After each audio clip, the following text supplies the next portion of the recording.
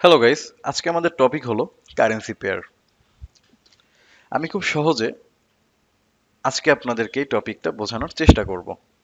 ধরুন, আমি যদি আপনাকে জিজ্ঞেস করি $1 সমমান কত, আপনি একজন বাংলাদেশী হিসেবে $1 সমপরিমাণ যে টাকা হয় অবশ্যই সেই উত্তরটা আমাকে দিবেন। এই কথাটা আমি অন্য কোনো দেশের মানুষকে বললে তারা তাদের দেশের মুদ্রা অনুযায়ী আমাকে বলতো।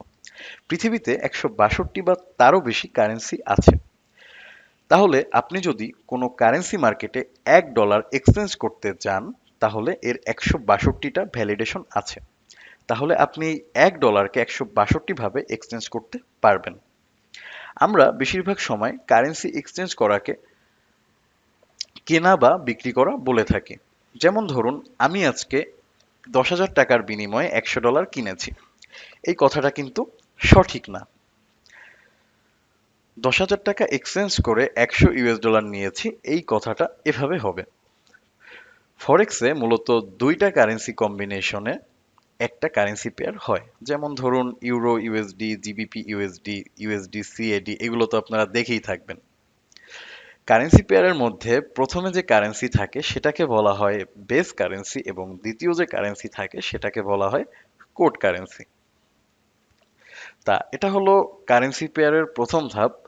দ্বিতীয় ধাপে যাওয়ার আগে আমরা জেনে নিতে চাচ্ছি, আমরা যখন ফরেক্স মার্কেটে একটা ট্রেড ওপেন করি সেটা কি করে এক্সিকিউট হয়। ধরুন আপনি ইউরো ইউএসডিতে একটা বাই ট্রেড ওপেন করলেন।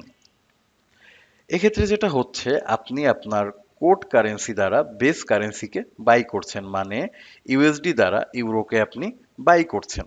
এই মুহূর্তে যদি ইউরোর দাম কমে যায় তাহলে আপনার লস, এবং ইউরোর দাম যদি বেড়ে যায় তাহলে আপনার প্রফিট। ইউএসডির দাম যদি বেড়ে যায় তাহলে আপনার লস, ইউএসডির দাম যদি কমে যায় তাহলে আপনার প্রফিট। ঠিক সেম ভাবে আপনি যখন একটা সেল নিচ্ছেন, তখন আপনি আপনার বেস কারেন্সি দ্বারা কোড কারেন্সিকে বাই করছেন, মানে ইউরো ইউএসডিতে যদি আপনি সেল নিয়ে থাকেন, আপনি ইউরো দ্বারা ইউএসডি কে কিনছেন। এই মুহূর্তে যদি ইউএসডির দাম কমে যায় তাহলে আপনার লস, ইউএসডির দাম যদি বেড়ে যায় তাহলে আপনার প্রফিট। আবার ইউরোর দাম যদি বেড়ে যায় তাহলে আপনার লস, ইউরোর দাম যদি কমে যায় তাহলে আপনার প্রফিট। তা কারেন্সি পেয়ারকে দুইটা ভাগে ভাগ করা হয়। একটা হচ্ছে মেজর কারেন্সি পেয়ার, একটা হচ্ছে মাইনর কারেন্সি পেয়ার। যেসব কারেন্সি পেয়ারে মূলত হাই ভলিউম ট্রেডিং হয় সেগুলোকে মেজর কারেন্সি পেয়ার বলে, এবং যেসব কারেন্সি পেয়ারে ট্রেডিং ভলিউম অনেক কম থাকে সেগুলোকে মাইনর কারেন্সি পেয়ার বলে থাকে। আবার অনেক অনেক কারেন্সি পেয়ার আছে যেগুলোর ভোলাটিলিটি অনেক বেশি থাকে, সেগুলোকে বলা হয় হাই ভোলাটাইল কারেন্সি পেয়ার। এগুলোর ফ্লাকচুয়েশন তুলনামূলক অন্য সব মার্কেটের থেকে বেশি। আবার কিছু কিছু মার্কেট আছে যেগুলোর ভোলাটিলিটি অনেক কম, সেগুলোকে বলা হয় নন ভোলাটাইল কারেন্সি পেয়ার। আশা করছি সবাই বুঝতে পেরেছেন। ধন্যবাদ।